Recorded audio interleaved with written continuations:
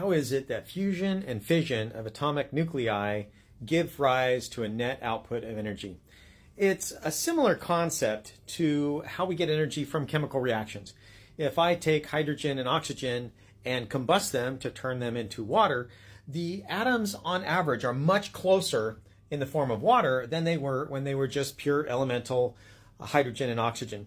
And as a result of that, that net energy difference between them being further apart and closer is what we get out in terms of heat.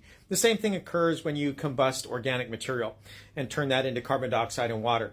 The average distance between the atoms is much lower in carbon dioxide and water than you had for the organic matter and the oxygen originally. A way to think about it is this.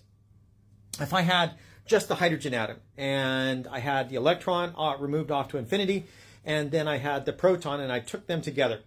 As the electron is approaching the proton in order to make hydrogen, I could use that attractive force between the positive and negative there to do work. I could turn a lever, turn a wheel, or whatever. That energy difference is what we get when we actually form hydrogen from a plasma, or basically when we take the electron and bring it down. And that's because the electron is now a lot closer to the proton than it was when it was off at infinity.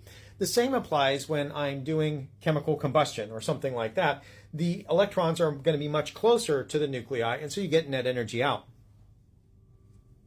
And that's what happens effectively when you do fusion. I take two deuterium nuclei and bring them together. The strong nuclear force pulls them together really, really tight, and the energy difference between being off at infinity and next to each other is what's given off as heat. Basically, it's the same amount of energy you would need to put into the nucleus to strip out the deuteron and separate the two deuterons from a helium nuclei. Now, fission, it's probably more analogous to the actual chemical situation. When I have a large nuclei like uranium-235, then the nuclei are very loosely bound. The strong nuclear force is kind of like the van der Waals force. It only it goes to nearest neighbors, so that one nucleon, a proton, will only see those that are touching it. It doesn't really have the strong nuclear force to the next ones over. And so as a result, those next ones over are being repelled by the protons. The protons are pushing all of them.